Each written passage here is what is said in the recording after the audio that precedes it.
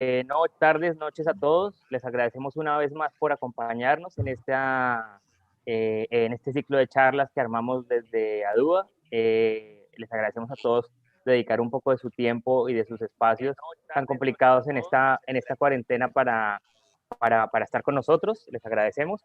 Bueno, vamos a hacer una introducción muy rápida porque creo que todos queremos escuchar a Antonio.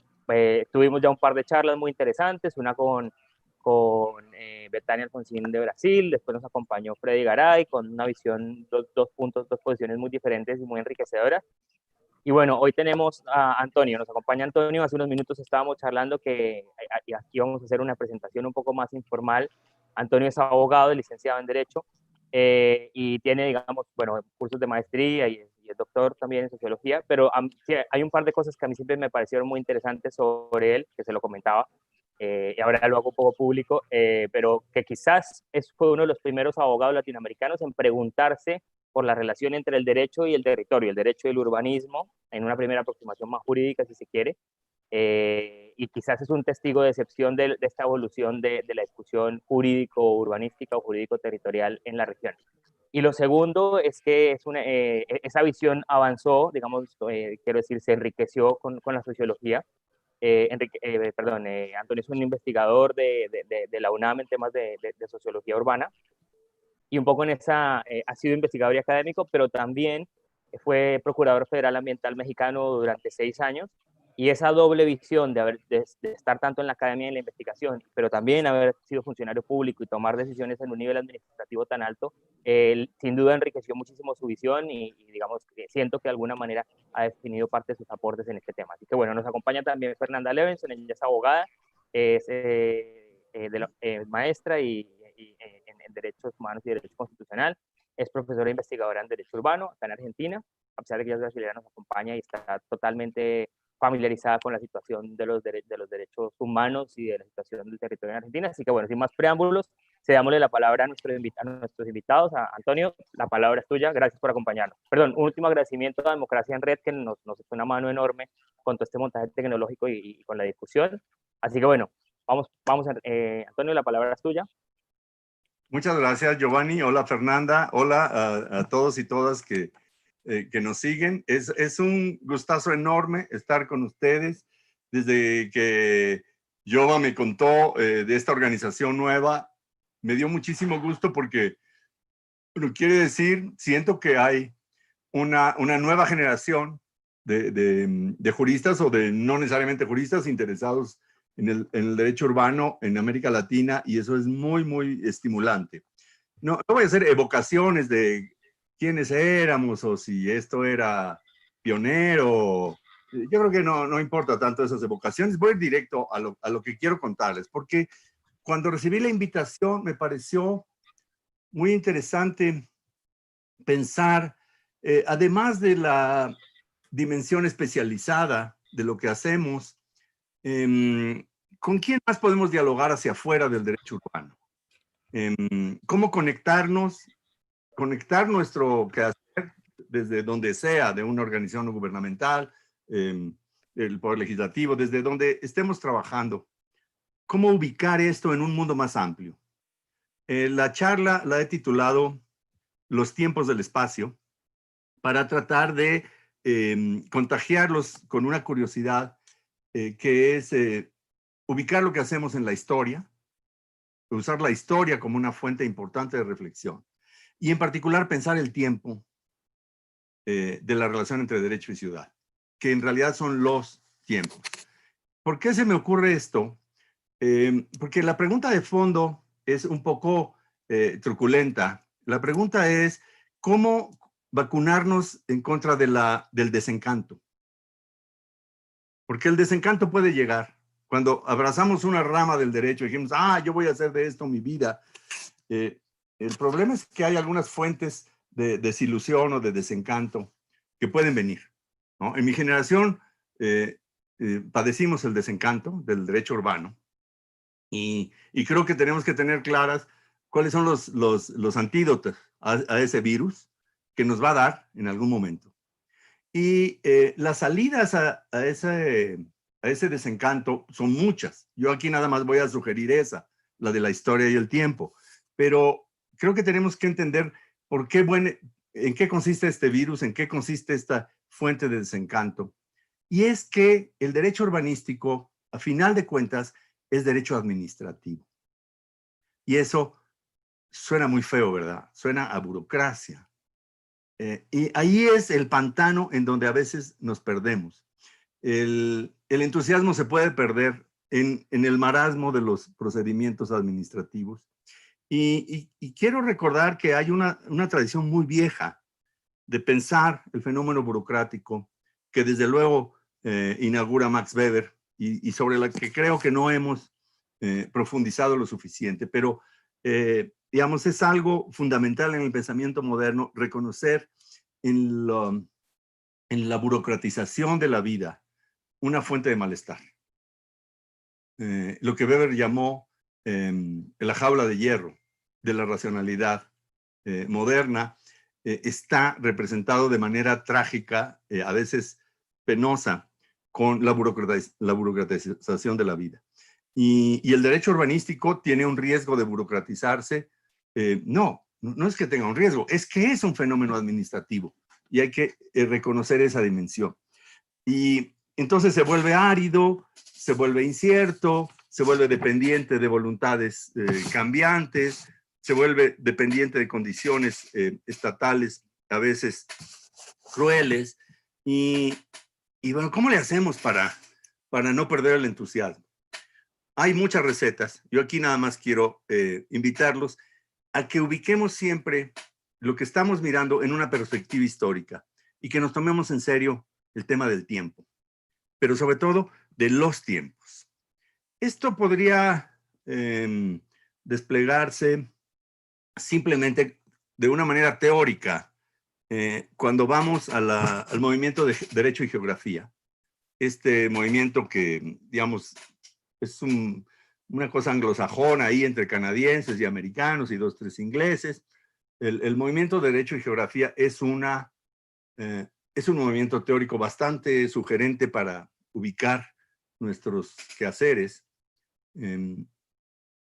pero tiene un giro reciente muy interesante que ha introducido la profesora Mariana Valverde de la Universidad de Toronto, que en el último libro que se hace, y luego puedo mandar la referencia si quieren, en la última reunión que hay de este grupo en 2011 por ahí, ella propone que el movimiento de Derecho y Geografía se ha obsesionado demasiado con el espacio y que pensar el espacio hoy sin el tiempo nos paraliza. Entonces, es una reflexión teórica de recuperar el mundo como dimensiones espacio-temporales, en donde, digamos, hay una reflexión que viene de los grandes filósofos, que no voy a profundizar aquí, pero que está ahí y que a mí me intriga mucho. Ahora, ¿qué es lo que está en el fondo, en la herencia jurídica que recibimos? Creo que hay una mitología de la temporalidad del derecho moderno, que es la de la perpetuidad de la ley. No en toda la experiencia jurídica de Occidente siquiera, pero desde la Ilustración, la idea del derecho está fuertemente articulada a la idea de que la ley es un proyecto perpetuo, es un voto de perpetuidad. El legislador emite una ley con la idea de que eso va a regir indefinidamente.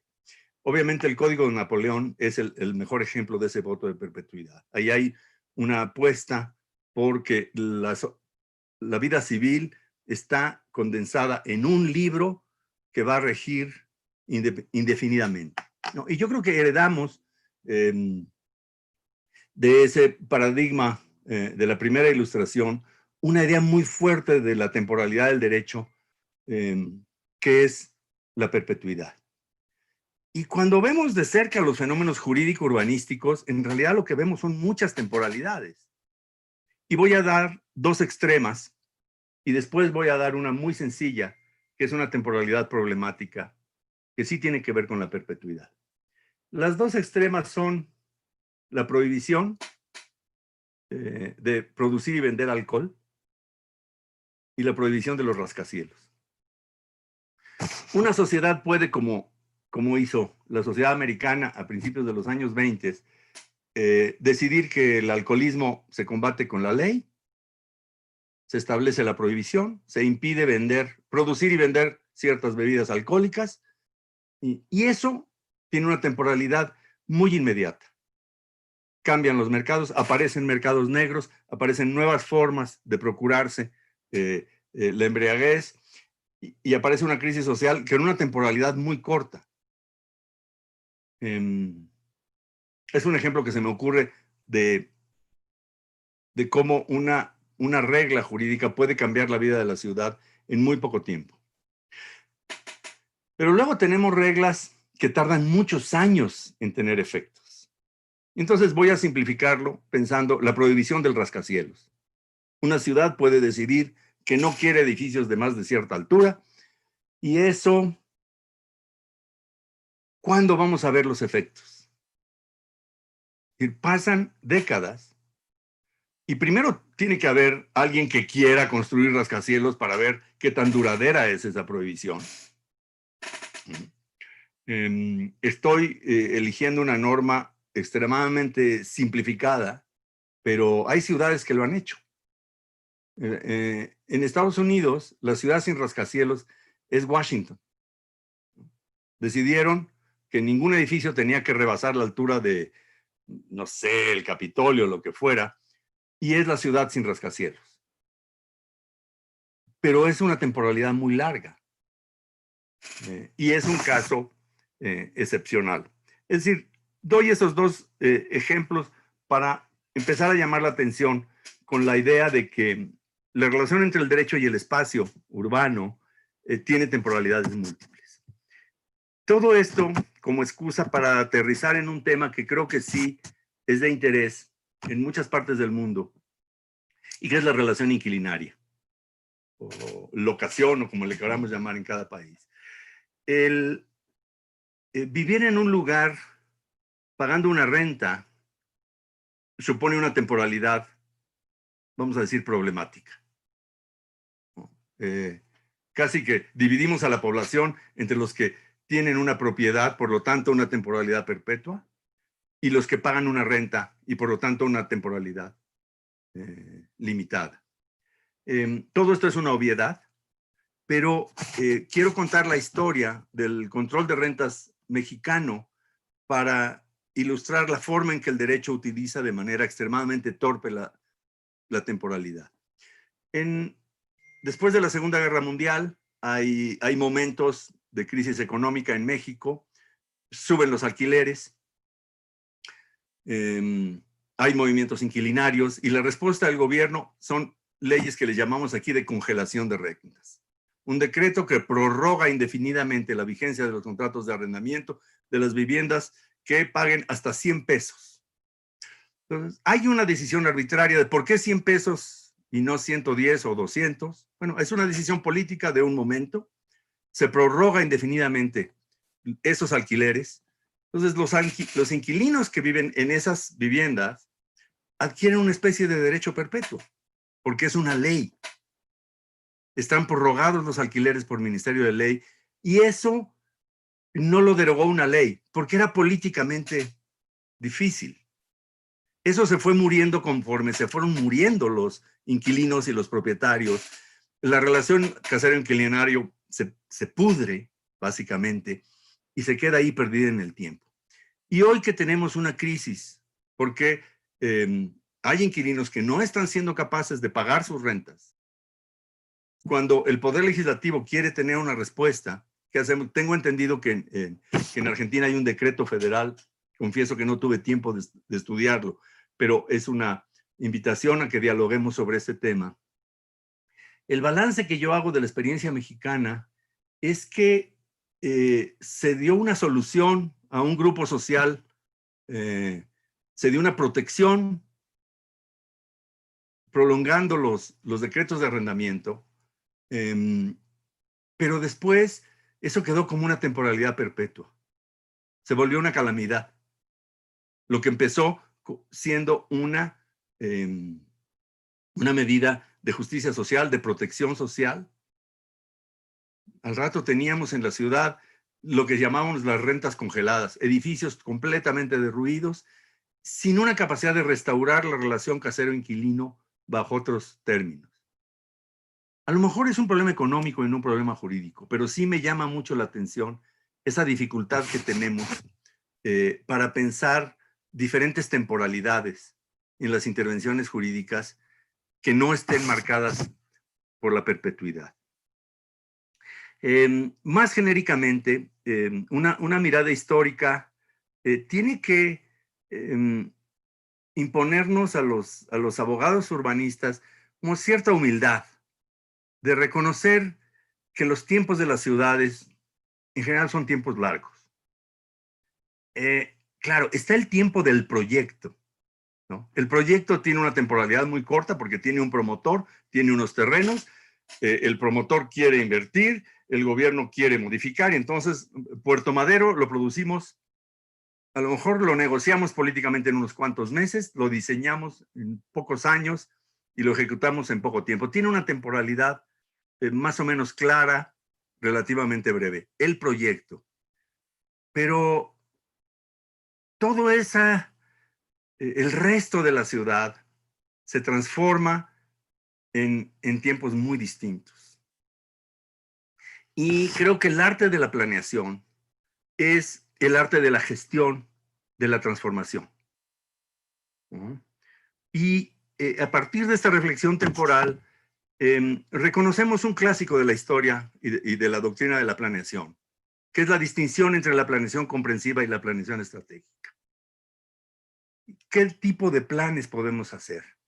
Los planes de los utopistas, a partir de la idea de tabula rasa, ¿no? Que le damos a un genio ese terreno baldío para que invente una ciudad nueva, o esa tarea mucho más complicada que es, ¿qué hacemos con el tejido urbano como está? ¿Lo dejamos así? ¿Qué tipo de transformaciones somos capaces de aceptar? Normalmente el problema del derecho urbanístico es gestionar la transformación que no estaba prevista, lo que el plan no pudo ver. Y entonces la planeación se vuelve un procedimiento para cambiar de opinión, para cambiar la regla. Que tiene un límite muy claro en lo que podemos llamar los procesos de patrimonialización. Cuando declaramos un espacio de la ciudad como un patrimonio, como algo que no debe cambiar, porque queremos dejarlo a las futuras generaciones así como está, estamos haciendo una de las operaciones más importantes del derecho urbanístico, que es clasificar. Estamos acostumbrados a pensar el urbanismo como zonificación, que es una técnica de clasificación de usos del suelo, pero junto a ella tenemos que poner también esta otra clasificación, que es ese espacio que segregamos como el espacio que no debe transformarse, por la razón que sea.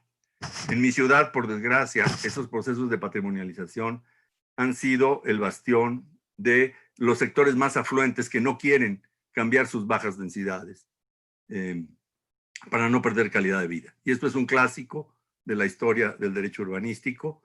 En Estados Unidos, ya en los años 20 del siglo pasado, estaba clarísimo que la zonificación se usaba como una arma de clase para evitar que los afrodescendientes, incluso los judíos, hay una cosa antisemita muy fuerte en Nueva York, para zonificar la Quinta Avenida e impedir que haya talleres de costura, en fin, actividad textil, y mantener los predios con mansiones grandes, con bajas densidades. Sabemos que la zonificación también es un mecanismo de exclusión social. Pero lo que más me interesa señalar ahora es que, excepto en los lugares que consideramos patrimoniales, el arte de esto consiste en gestionar la transformación. Y eso nos demanda el reconocimiento de que tenemos muchas temporalidades. Y de que al final las transformaciones de la norma urbanística son una forma de manejar los tiempos del espacio. Cuando tenemos esta perspectiva, el espacio es una sola cosa. Cuando la clase política de una ciudad, el gobierno de una ciudad tiene que tomar una decisión, el espacio es algo dado, es algo fijo. Y lo que tiene enfrente son diferentes temporalidades. Yo creo que una de las cosas que podemos aprender, una de las sensibilidades que podemos desarrollar es esta capacidad de mirar los tiempos, que es muy complicada porque requiere humildad histórica para reconocer que hay reglas que si tienen algún efecto, ese efecto lo vamos a ver dentro de décadas, pero que hay otras reglas que van a tener unos efectos inmediatos y que tenemos que estar en comunicación con los no abogados para tener conciencia de esos efectos inmediatos que estamos produciendo o que estamos ayudando a producir. Yo creo que estas sugerencias, bueno, tienen esa intención de transmitir una pasión por la relación entre espacio, derecho y tiempo, y estoy muy agradecido del honor que me hacen de invitarme a estar con ustedes. Así que yo creo que ahí ya paro y ojalá que tengamos un diálogo y sirva de algo lo que les acabo de contar. Sí, no, tremendo, Antonio. Yo creo que comparto con todos los asistentes y un poco lo vemos en el chat de YouTube, que a todos quisiéramos estar aquí muchísimo más tiempo escuchándote, pero también, digamos que tengo el honor enorme de conocerte. Sé que te gusta y que puede ser muy enriquecedor una especie de diálogo, ¿no? No una cosa más de que tú hablas, sino escuchar otras voces. Así que bueno, ese es un poco el formato que diseñamos, así que le cedo la palabra a Fernanda, que seguro tiene muchas observaciones o algunas cosas que decir sobre este tema tan interesante. Dale, Fer, la palabra es tuya. Sí. Bueno, gracias, Giovanni. Bueno, quería agradecer a todos los compañeros de ADWA que llevan esa iniciativa adelante, que están poniendo mucho el cuerpo, ¿no?, en esos momentos. Una alegría que estemos tan a la vez lejos y cerca de Antonio, de escucharlo, aprovechar ese momento, ¿no?, que para muchos es tan triste, y poderlo, bueno, hacerlo de alguna manera un poco más alegre, ¿no?, y tener ese momento de reflexión. Y creo que nos toca mucho lo que nos cuenta Azuela, porque nos lleva un poco a pensar sobre la cuestión del tiempo y tal vez en esta nuestra normalidad atípica que estamos ya viviendo, porque ya no es anormal, ya pasa a ser normal el aislamiento, ¿no? Como que tenemos esa sensación de que los tiempos se aceleran, ¿no? De que todo se va a, de alguna manera, redundar en una nueva normalidad que va a venir después, pero no. Pero hay muchas dudas, ¿no?, sobre lo que nos va a tocar vivir en post-pandemia y esencialmente en lo que tiene que ver con lo nuestro, que es el derecho urbano, ¿no? Creo que la gran cuestión que está surgiendo ahora es una cuestión que tiene que ver con la salud y lo urbano, ¿no? Hasta qué punto nosotros ya lo levantamos hace mucho, cuando se trabaja con las diferencias socioespaciales, con la cuestión ¿no?, de las diferencias en el espacio, la segregación espacial, ¿no? Cómo son esas diferencias y cómo es el riesgo que se vive en diferentes lugares de la ciudad, ¿no? Sabemos que el riesgo no es igual para todos, ¿no? Y sabemos que algunos grupos, lo que Boaventura de Sousa Santos, en un artículo reciente que circuló, llama los que están al sur, que son las mujeres, los trabajadores precarizados, los informales, las personas en situación de calles, ¿no?, personas mayores, personas con discapacidad. Hay un grupo de personas que tal vez ya estaban en una cuarentena, que ahora, al parecer, están en el foco de la agenda pública, ¿no?, pero no necesariamente el riesgo es algo nuevo para ellos. Ya estaban viviendo en una situación de riesgo, ¿no? Entonces, también un poco llama la atención para los riesgos de que esa idea de que los tiempos se aceleran, de que vamos a resolver muchos problemas en tan poco tiempo, nos llevan para primero, una posible mirada higienista, ¿no?, de algunos barrios como posibles focos de contagio, ¿no?, que es como lo que se está viendo hoy en la agenda pública, por lo menos acá en Argentina, no sé si en México también, pero la preocupación por los barrios, pero no una preocupación por mejoramiento de sus condiciones, sino una mirada más higienista, y ahí el riesgo de la estigmatización, ¿no? de las personas que viven ahí. ¿No? Nosotros sabemos que vamos a regresar a alguna normalidad, sabemos que ese regreso no será igual para todos, que van a ser afectados, muchas personas van a regresar a la pobreza, va a haber un aumento del número de la pobreza, esa pobreza va a ser urbana, va a ser en los barrios más precarios, ¿no? Y me impresiona un poco ver en algunos foros, en algunas instancias en internet, cuando se hace una búsqueda, algunas personas hablando en una nueva urbanidad y que esa situación nos va a traer algunas oportunidades, ¿no? Entonces hay que estar muy atentos para ver de qué oportunidades estamos hablando. Más que nunca, creo que es el momento de nosotros no hacer hincapié en el derecho a la ciudad, ¿no? Como un principio, también como un derecho fundamental, no solo como una cocina política, como un derecho que va ganando espacio en muchas legislaciones de muchos países, ¿sí? Y que básicamente lo que nos trae el derecho a la ciudad es la idea de primero una gestión democrática, la participación, ¿no? Porque sabemos que los cambios urbanos, las tomas de decisiones sin la participación generalmente no son auténticos y no son provechosos para todas las personas afectadas, ¿no? Y lo otro que es la clave de lo que venimos hablando hace mucho, que es la cuestión toda de la función social de la propiedad, ¿sí? Como una forma de regular el uso especulativo del suelo, ¿sí? Garantizando una distribución. Y sabemos que la planificación y la normativa urbana tienen una especial importancia en todo eso. Entonces creo que más que nunca, ¿no? Ante el riesgo de burocratizarnos, ¿no? Y no caer en un discurso, creo que la mirada de lo que nos toca para el urbano después de ese aislamiento que estamos viviendo, de una situación, tal vez es afianzar más que nunca la idea del derecho a la ciudad, el urbanismo con una perspectiva de derechos humanos, ¿sí? Y pensando siempre en derecho urbano como una herramienta para repensar la ciudad en una forma colectiva. Así que los dejo a las preguntas de nuestros oyentes, a ver qué nos tienen para Antonio, no sé si colaborar. tienes algo que agregar en relación a lo que contaba Fer, me parecía que un par de cosas que llamaron la atención.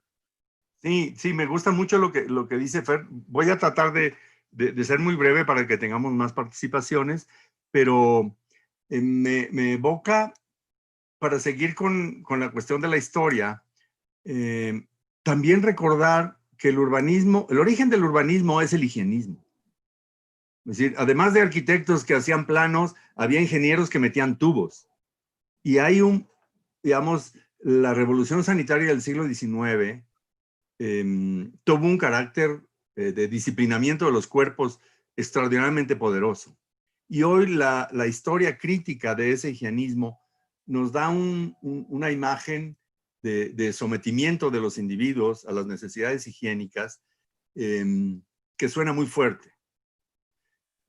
Pero yo creo que hoy en el siglo XXI necesitamos un nuevo higienismo que no sea estigmatizante, pero que sí le garantice a la gente condiciones materiales de subsistencia, porque en este momento hay los privilegiados que tenemos una vivienda con agua corriente, donde el aire entra y sale, tenemos espacio entre un individuo y otro, y eso es el triunfo de la revolución sanitaria. Y quienes no tienen eso, pues yo creo que sí tienen la necesidad de tener un espacio digno. Es un espacio que tiene condiciones sanitarias para ocasiones como esta. Pero evidentemente lo que necesitamos es algo iluminado por la idea de los derechos, de la dignidad humana, de la participación de la gente, y no esa brutalidad que fue la revolución sanitaria del siglo XIX. Yo creo que también para eso necesitamos una mirada histórica, porque esta reclusión a la vida privada, esta densificación del mundo de lo privado, agudiza la diferencia entre los que tenemos esas condiciones sanitarias que inventaron en el siglo XIX y los que no las tienen. Porque reconozcámoslo.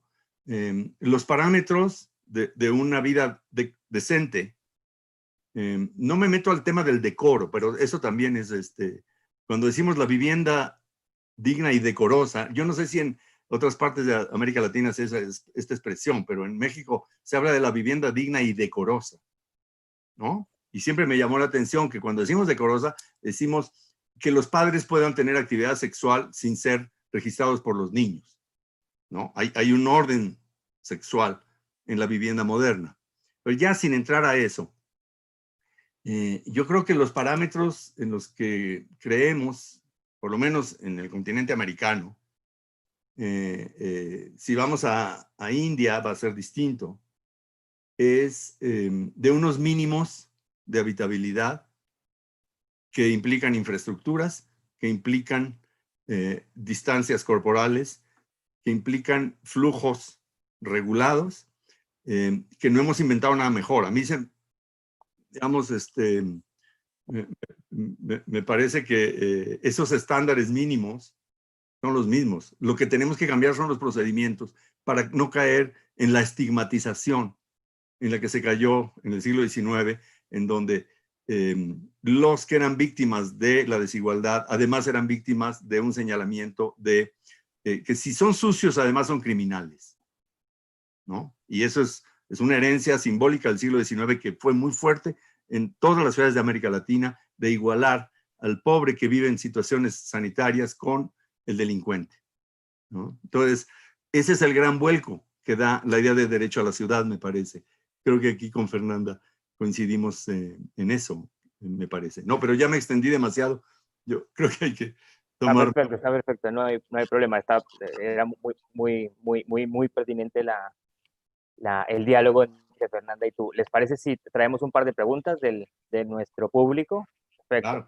Bueno, acá una de alguien que me parece que conoces, Antonio. Tenemos una pregunta de Estela Zuccolini, desde Uruguay, que pregunta, ¿cómo considerar la temporalidad cuando la planificación urbana, a medida que se va ejecutando, tiene impactos contrarios a lo dispuesto, o por lo menos diferentes, y no hay vuelta atrás? Un poco, tú creo que mostraste esa tensión, ¿no? Entonces, la pregunta es, ¿cómo considerar la temporalidad con esa tensión de la planificación urbana cuando pasan cosas diferentes a las que se habían planeado?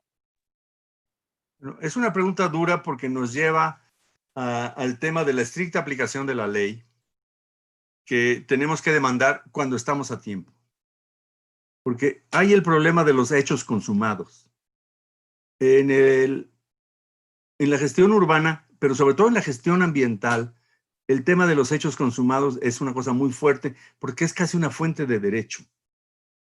Cuando hay un hábitat, un ecosistema que tenía cierta calidad y por X cosa, incendio, por ejemplo, incendios forestales, ¿no? Sufre un incendio, se queman 10,000 hectáreas y entonces llega un promotor y dice, oigan, déjenme hacer aquí una ciudad porque pues esto de todas maneras ya desapareció, ¿no? Les da mucha rabia que los promotores inmobiliarios usen como excusa el hecho de que algo ya se murió. Ese es como que los hechos consumados se vuelven fuente de derecho. La ley mexicana, hay tantas sospechas sobre los incendios forestales provocados por los propietarios para poder reconvertir sus tierras, que prohíbe el uso de terrenos forestales incendiados durante 20 años. O sea, usted propietario es sospechoso de haber provocado ese incendio y por lo tanto no le dejo desarrollar su terreno o dedicarlo a una actividad agrícola durante 20 años. Es una especie de castigo a la sospecha por haber provocado el incendio. Es una de las partes más arduas del derecho urbanístico, hacerse cargo de los hechos consumados, porque crean derechos.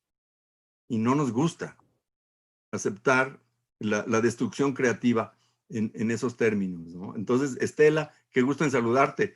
Qué bueno que levantas este tema. No tengo una respuesta para cómo resolverlo, ¿no? Ok, vamos entonces con otra pregunta. Esta es de Hernán Petrelli. Hernán está acá, nos acompaña acá en Argentina, es un compañero de duda. La pregunta es cómo implementar el derecho a la ciudad, ¿no? Es un gran reto, sin burocratizar, siendo que es derecho administrativo. ¿Hay algunas orientaciones que te ocurran para eso? Ay, es que yo creo que mejor nos ponemos a pensar cómo civilizar a la burocracia que cómo vivir sin ella. En ese momento nos estamos movilizando en México porque hubo una reducción de presupuesto del 75% a todo el sector ambiental y lo que estamos defendiendo son burócratas. ¿Por qué nos molesta que reduzcan 75%? Son funcionarios públicos que ponen el cuerpo para la concertación social, para la mediación. Yo creo que más que un mundo sin burocracias, hay que pensar en burocracias distintas, ¿no? Pero ese trabajo de mediación que hace la burocracia entre una comunidad local y la comunidad vecina, o esa comunidad local y la esfera, la escala siguiente, es una labor que solo puede hacer una burocracia. Ahora, hay de burocracias a burocracias, ¿no? Entonces, el tema es cómo pensamos burocracias que no sean el arquetipo de eso que nos ha causado tanto malestar en los últimos 2 siglos, no más, ¿eh? Ok, buenísimo. Sí, es todo un tema del derecho a la ciudad y es claramente un tema caliente, por llamarlo de alguna manera, que está muy en la agenda de los que estamos en esta, ¿no?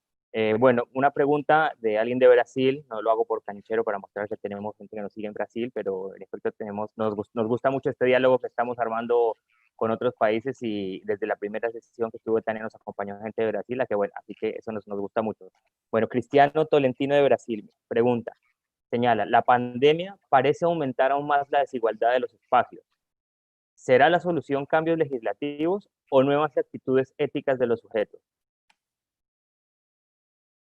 Yo creo que es una combinación de los dos, más otras cosas. Seguro que Fernanda tendrá mucho que decir en esto, porque creo que tenemos un catálogo de herramientas y no es o la ley o la movilización o el financiamiento.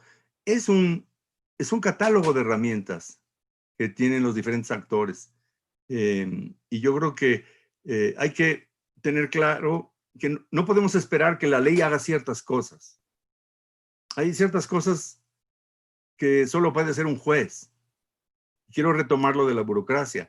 El juez puede tener un papel muy importante en ciertos conflictos urbanos, pero el juez no puede suplir una administración pública, porque el juez actúa cuando vienen a plantearle un conflicto. Una administración pública es un aparato que está ahí para actuar de manera sistémica en todo el territorio, para reconocer la totalidad como problema, y el juez va a dar una solución brillante a un caso en particular, pero lo que yo veo en México es una expectativa de los grupos de derechos humanos de que el juez haga lo que la administración no es capaz de hacer. Y los jueces no pueden convertirse en burocracia operativa. No están para eso, ¿no? No sé, Fernanda. No, yo lo que añadiría también a ese rol de los jueces que comenta Antonio, ¿no? Es que en el caso de que tenemos el derecho a la ciudad, también en parte el derecho a la vivienda, las cuestiones para la justiciabilidad de esas cuestiones no son tan sencillas, ¿no? O tan evidentes. Entonces el rol del juez es un poco más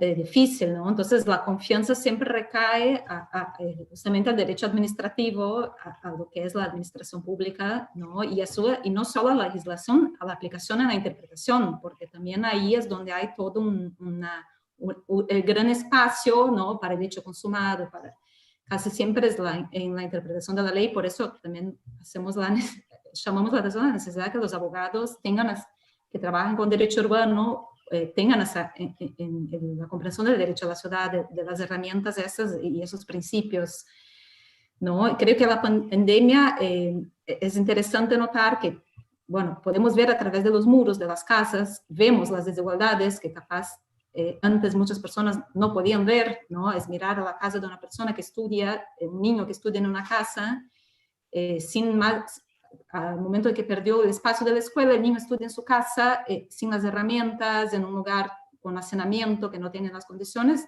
evidentemente que no va a tener las mismas oportunidades, ¿no? Entonces, todas esas cuestiones nos hacen ver, pero sí hubo un gran optimismo al comienzo, ¿no? Diciendo, bueno, ahora algunas cosas, eso nos va a llevar a un estado de bienestar, ¿no? Como que los gobiernos del mundo se van a dar cuenta que hay que hacer inversiones en salud, hay que hacer inversiones en educación, en la ciudad, en la vivienda, y ya en una segunda etapa, no sé si comparten la idea, pero yo ya veo como que ya se va viendo cómo la crisis va afectando más cabalmente las personas más débiles, ¿no? Entonces, no sé hasta qué punto la salida por el estado de bienestar realmente está en el horizonte, ¿no? Ok, listo, buenísimo. Entonces vamos a ir con un par de preguntas, algunas muy relacionadas con la charla, bueno, en general todas relacionadas con la charla, pero otras que tocan como temas centrales de preocupación de las discusiones que tradicionalmente damos en lo que damos en llamar derecho urbano. Fíjate, voy a ir con la pregunta de Alicia Ríos de La Plata, que le llamó la atención esta categoría de hechos consumados. Y ella pregunta, ¿creen que ante hechos consumados que crean derechos, ¿cierto? Aparentemente, la aplicación de multas es una forma de abordaje posible? Parece que es interesante como volver sobre el tema de los hechos consumados. ¿Tú qué opinas, Antonio? Sí, yo creo que hay muchas estrategias punitivas que se pueden pensar, pero si olvidamos el lenguaje de los derechos, podemos caer en el riesgo de multar a los ocupantes de un lote. Hay que recordar que la posesión, esto desde los romanos, puede transitar hacia la propiedad, y eso es la usucapión. Y una de las grandes reivindicaciones populares en América Latina es que quien está satisfaciendo la necesidad fundamental de vivienda mediante la posesión de un lote tiene derecho a convertirse en titular de algún derecho. Puede no ser la propiedad, pero sigue entre nosotros la idea de que si la posesión es ejercicio del derecho a la vivienda, amerita no una multa, sino el reconocimiento de algún tipo de derecho, ¿no? Entonces, yo creo que todo ese aparato punitivo que se necesita para quienes están infringiendo la ley, causando un daño social importante, sí tenemos que afinarlo, sí tenemos que fortalecerlo. Tenemos siempre que civilizarlo. Yo hablo desde el Estado mexicano, que fue un Estado autoritario, en donde herramientas como la expropiación se usaban de manera muy arbitraria. Se hizo justicia social con la expropiación porque se distribuyó la mitad del territorio nacional, pero también era excesivamente arbitrario ese régimen, ¿no? Entonces nosotros tuvimos que aprender a civilizar el poder expropiatorio. Lo mismo pasa con el poder de sanción.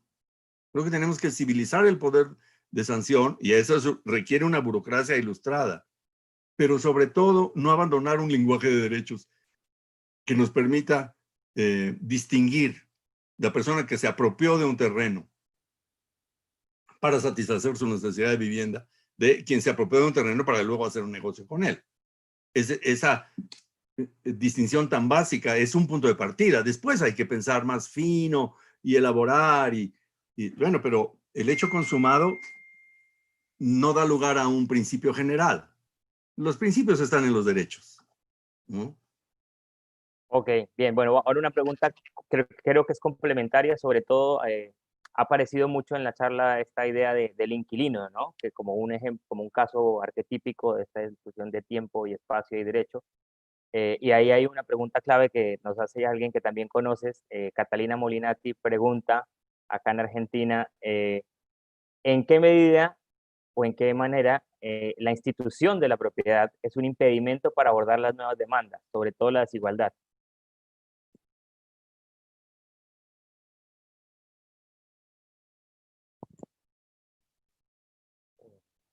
Eh, estás,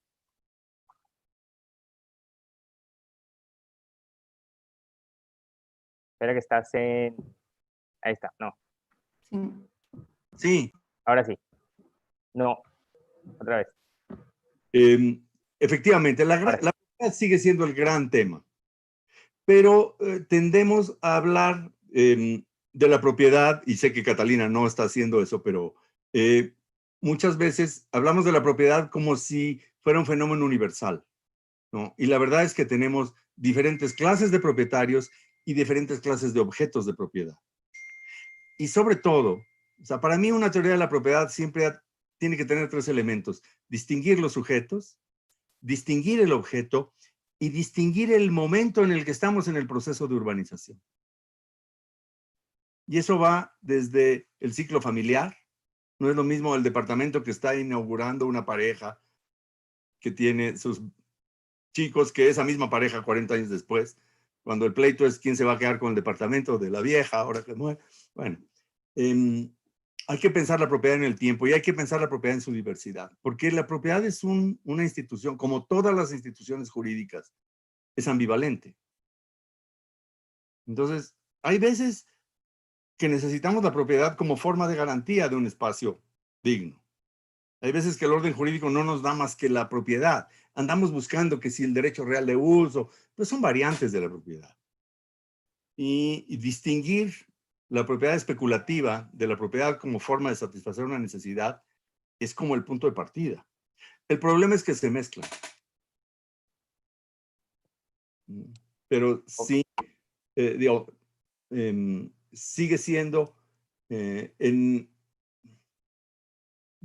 yo creo que en muchos países de América Latina, la manera como la concepción dominante de la propiedad por los jueces y por la opinión pública a veces también, es el referente más importante. En mi país, la ideología de tener un terrenito en la ciudad como patrimonio para dejarle algo a mis hijos tiene un costo social enorme. El 40% de las áreas urbanas de este país son lotes sin utilizar. Cuando una autoridad fiscal pone un sobreprecio, una sobretasa al impuesto predial por un terreno que no está ocupado, los jueces la echan abajo por inconstitucional. O sea, yo creo que no es la propiedad en abstracto, sino es la propiedad tal como la defienden ciertos sectores, ¿no?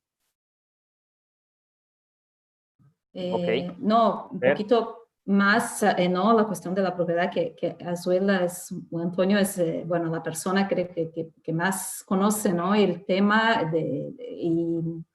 pero creo que un poco la cuestión de la función social de la propiedad, volviendo un poco, es un tema todavía tabú en muchos países, que, bueno, en casi todos creo que los países incluso que han avanzado en la legislación en la cuestión, tampoco pudieron avanzar mucho en la implementación, ¿sí? En la idea de que la propiedad tiene límites, que no siempre es un derecho humano. La propiedad es un derecho humano en tanto garantiza otras necesidades. La propiedad no es absoluta, ¿no? Y no merece esa especial protección del Estado en la misma medida que los demás derechos humanos, que el derecho a la vivienda, ¿no? Es decir, la propiedad en sí misma no nos indica nada, una garantía de protección, ¿no? Y recuerdo incluso que un fallo muy poco aplicado de la Corte Interamericana de Derechos Humanos, en el caso Chiriboga versus Ecuador, en que la Corte ha dicho que la propiedad se somete al interés social, que la indemnización no puede ser por el valor del mercado, sino es por el valor no incluye la plusvalía, ¿no?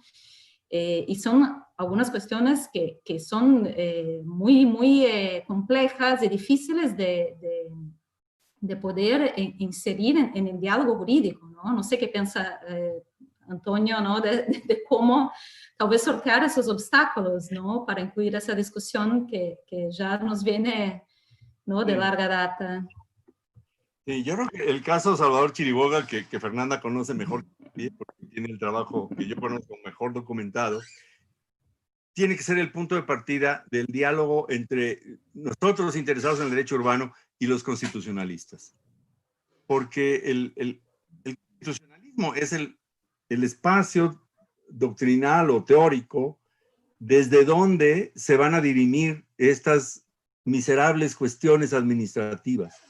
En el caso de Salvador Chiriboga hay una tragedia irremediable, que es que la Corte verbalizó toda una teoría muy progresista de la propiedad, pero luego no supo qué hacer con el problema del avalúo, ¿no? Y son esas miserias administrativas que solo un buen burócrata sabe. A ver, ¿por qué un terreno que era agrícola y fue rodeado por la ciudad, qué valor debe tener al momento de la expropiación? Esa miseria de los contadores y de los escribanos, ¿cómo calculo esto? Es algo en lo que nos tenemos que meter, ¿no? Porque es ahí donde la Corte Interamericana no pudo. Entonces, terminó haciendo un promedio entre lo que quería el propietario, lo que quería pagarle la autoridad expropiante, y entonces dijo, el propietario quiere $60 millones. El gobierno solo le quiere dar 6, 60 más 6 entre 2. Es una vergüenza que haya llegado a ese fallo. Incluso hubo votos minoritarios de jueces que dijeron, pero ¿qué estamos haciendo? Y yo creo que tiene que ser el punto de partida de la discusión, porque justo revela lo árido, lo arduo que es esta cosa administrativa que es hacer avalúos, ¿no? Porque vamos a acabar ahí, ¿no? Y yo creo que para el caso de México, lo más difícil es sostener este discurso progresista cuando los propietarios de la tierra son campesinos. Y cuando hay una expectativa del campesino de obtener, hombre, una tajadita de la plusvalía urbana, ¿no? Y entre el campesino y la ciudad hay un promotor inmobiliario que le compra, le da una tajadita de la plusvalía urbana y luego se queda con el resto, ¿no? Pero nos falta un discurso que pueda aterrizarse en unas tesis jurídicas que luego los evaluadores puedan aplicar automáticamente. Y ahí yo creo que estamos atorados, porque no todos los propietarios son iguales. Pero entonces vamos a crear una ley desigual. Es una crisis de la idea liberal del derecho de la igualdad ante la ley. Pero eso es lo que se demanda en México, cuando el expropiado es un campesino. Ok, bien, entonces les propongo algo. Vamos a hacer un par de preguntas más. Una, le pedimos disculpas a nuestro público, lamentablemente por hoy ha sido de las sesiones en las que hemos podido levantar más preguntas, eso ha estado bueno. Vamos un par más para mantener un poco el formato que diseñamos desde el principio. Una muy específica y una más abierta, que es un poco para invitar a una reflexión de cierre por parte de Antonio y Fernanda, si les parece. Bueno, la pregunta muy específica es de Ana Núñez, de Mar del Plata, que pregunta, profesora Azuela, ¿podría hablar un poco más sobre la planificación comprensiva y la gestión de transformaciones no previstas?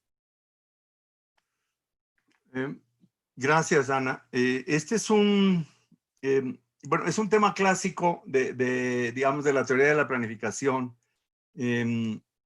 por lo menos desde los años 50 del siglo pasado, en donde los planificadores llegaron a la conclusión de que tener una idea de conjunto de la ciudad no resolvía todo. Porque llegamos a un consenso, es un proceso político con participación social y como queramos, y al final llegamos a una imagen de lo que queremos para nuestra ciudad, la ciudad en su conjunto, por eso le llamamos comprensiva, y luego resulta que a los 10 años lo que queríamos que pasara en este sitio, no hubo nadie que tuviera plata para hacerlo. Pero viene un señor con plata y nos propone esta otra cosa. Y entonces surge la idea de la planeación estratégica de pensemos mejor proyecto por proyecto. Un análisis más pragmático, olvidémonos de esa fantasía de la totalidad y vayamos proyecto por proyecto. Y en la tensión entre esas dos miradas se ha debatido gran parte de la planeación entre nosotros. Es muy difícil renunciar a la idea de una imagen de conjunto. Pero también es muy difícil mantenerla sistemáticamente cuando los ciclos económicos, los cambios del mercado, las calamidades mismas nos llevan a otra cosa. En México tuvimos un terremoto en 1985, a partir del cual hubo un programa de vivienda de 40,000 viviendas en 2 años, fue un programa muy bueno, a partir de una expropiación, pues eso no estaba previsto.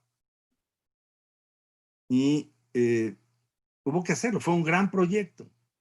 Es decir, no es solo la calamidad, también es el oportunismo de un señor visionario que viene y que pone plata porque quiere ganar dinero, pero a lo mejor trae algo interesante para la ciudad.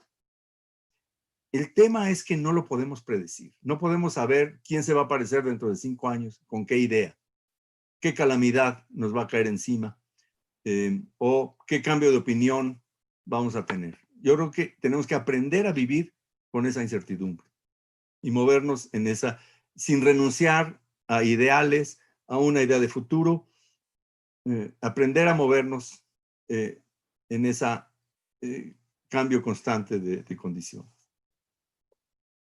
Ok, bien. Bueno, voy a aprovechar un poco para estábamos discutiendo aquí con los compañeros, veo en el chat también que hay mucho interés en que sigamos un poquito más, así que si, con tu permiso, Antonio, si podemos extendernos hasta las 10, hasta las 19:10 o tus No, 17:10. estoy feliz de pensar que tenemos este diálogo. No, Así, genial, y te agradecemos enormemente tu disposición y que compartas tus reflexiones con nosotros. Creo que estamos todos muy, muy enganchados con la charla. Así que bueno, dado que Antonio nos vamos un poquitito más, voy a un par de preguntas más y la de cierre. La primera pregunta es que pregunta alguien en el chat por algo que es muy interesante porque es una de estas categorías tradicionales del derecho civil o que aparentemente vienen de esa discusión del corpus del derecho civil, pero que empieza a sonar como una posible medida de gestión, una posible herramienta innovadora que podríamos usar, ¿no? Y la pregunta tiene que ver con si tú tienes alguna opinión en general sobre el uso del derecho de superficie. Bueno, me cuesta trabajo porque es una cosa que circula. Yo oigo de eso desde, no les voy a decir, desde los principios de los 70s. No hacía falta, pero bueno. Y nunca he visto casos en donde eso funcione bien, porque ¿qué pasa al final de la historia? ¿Qué pasa cuando se vence el derecho de superficie? Yo quisiera aprender más. Probablemente, seguramente hay casos de uso exitoso de eso que yo no conozco. Prefiero reconocer mi ignorancia, pero siempre me llega la duda de qué pasa cuando se vence el plazo. No sé, prefiero declarar mi ignorancia.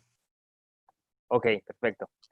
Listo, buenísimo. Y bueno, por último, bueno, sí, un par de preguntas más habíamos dicho. Tenemos aquí una pregunta, ahora mismo un poco pelota con las preguntas. Sí, una pregunta también de alguien que conoces, a ver, sí, que me hacen que tiene que ver con la función social de la propiedad. Y es si reconoces alguna implicancia o ventaja o desventaja que existe al hablar de las especificidades del derecho real en vez de la función social de la propiedad. Es que depende de cómo veamos. La cosa puede ser puramente teórica. El que inventó la frasecita función social de la propiedad, León Duguid, si uno se lo toma en serio, es muy problemático. Porque esa generación estaban queriendo hacer un derecho a partir de la sociología, pero que era una sociología organicista, funcionalista, el peor Durkheim, no el Durkheim que podríamos reivindicar hoy, en donde la sociedad es un organismo que tiene funciones. Pues el proyecto que funda León Duguid es sustituir el concepto de derecho por el concepto de función. O sea, creyeron que estaban revolucionando el pensamiento jurídico. Y esto de deshacerse de la idea de los derechos, lo vamos a encontrar después en lo más alto del positivismo jurídico con Kelsen.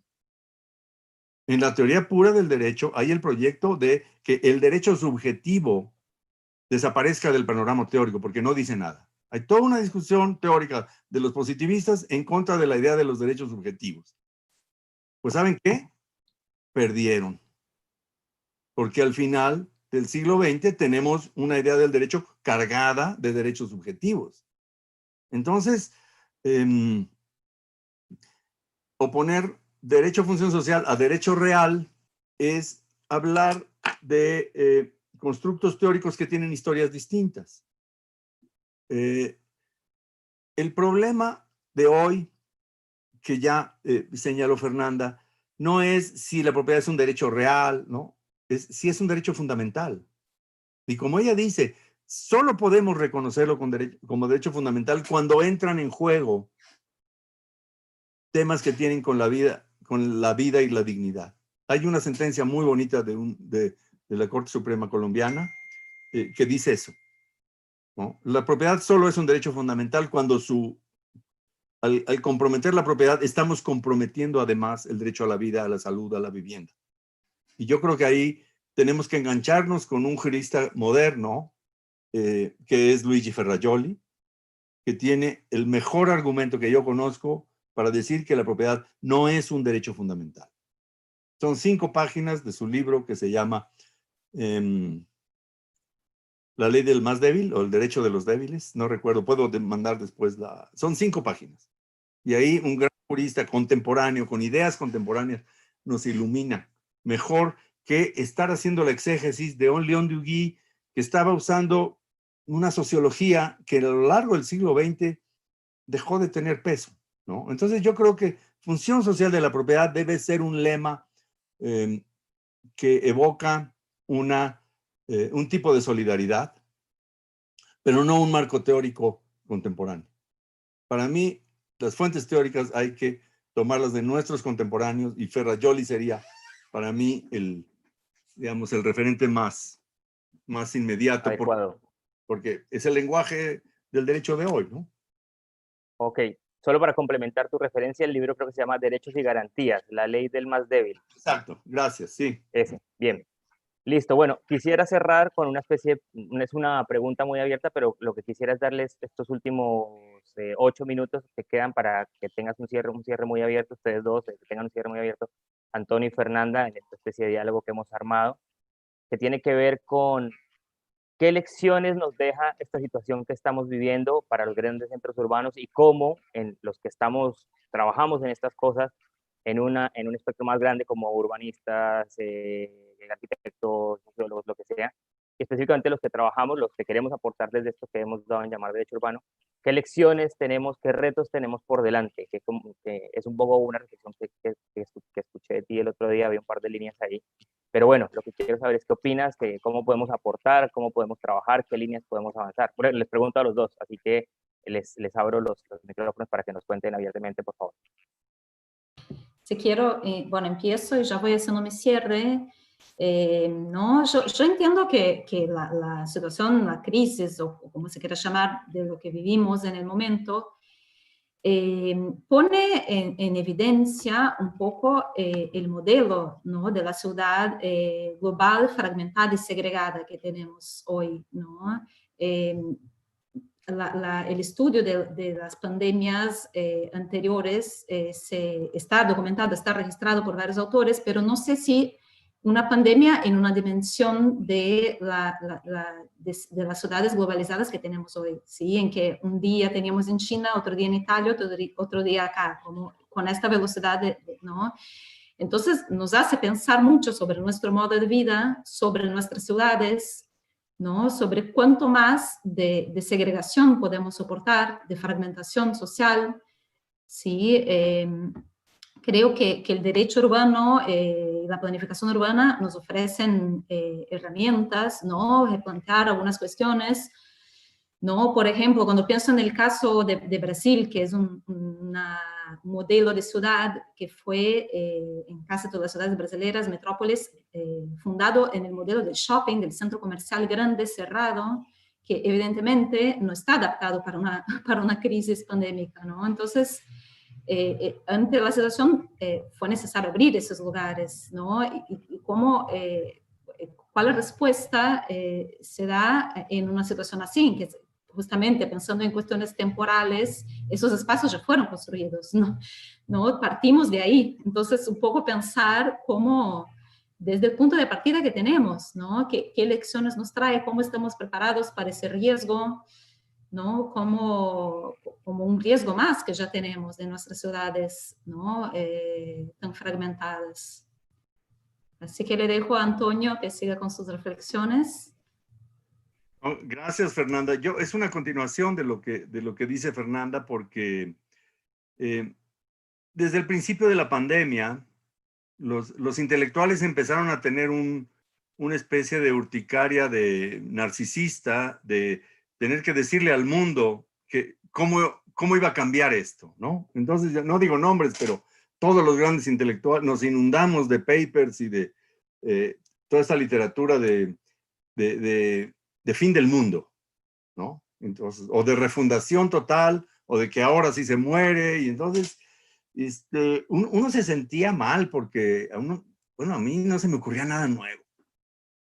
Y conforme fue pasando la pandemia, se me quitó la vergüenza.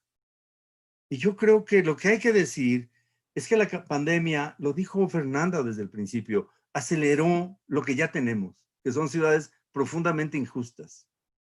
Yo creo que no hay que avergonzarse de decir, en mi caso, yo no he cambiado de punto de vista. Yo lo que estoy viendo es el mismo modelo agudizándose, acelerándose. En unas condiciones de temporalidad muy raras, porque uno en el tiempo, digamos, pequeño burgués de la casa del profesor, uno ahí la lleva, pero el tiempo se volvió como esos ríos que después de tener un segmento donde el agua corre muy rápido, de repente entra en una planicie y yo ya tengo una sensación de marasmo, de que esto avanza con una lentitud. En México, digamos, la curva no se aplana. La idea de futuro, ya ni siquiera hay angustia, hay como una combinación de aburrimiento y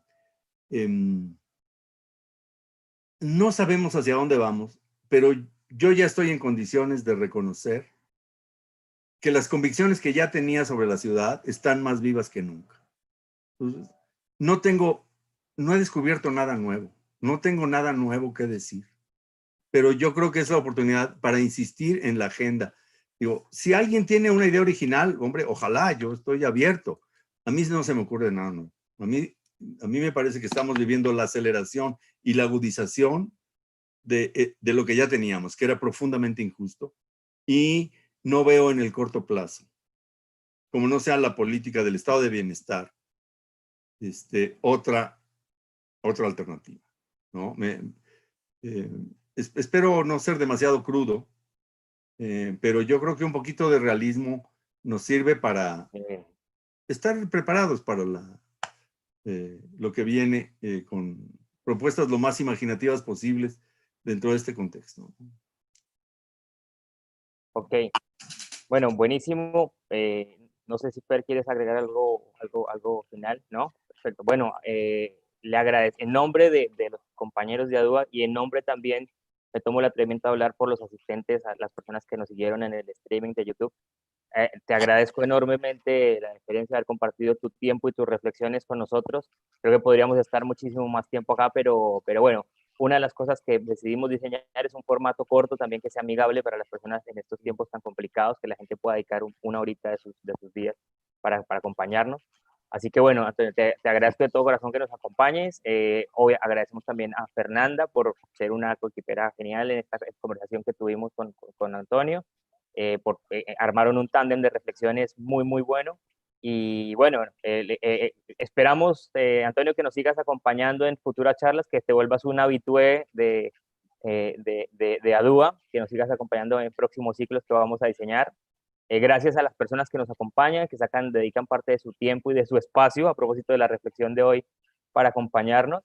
Y esperamos que próximamente nos sigan acompañando. Así que bueno, les agradezco en nombre de todo el equipo de ADUA. Gracias, Antonio, y gracias a todos. Muchas gracias. Muy lindo estar con ustedes. Chao a todos. Muchas gracias. Hasta luego.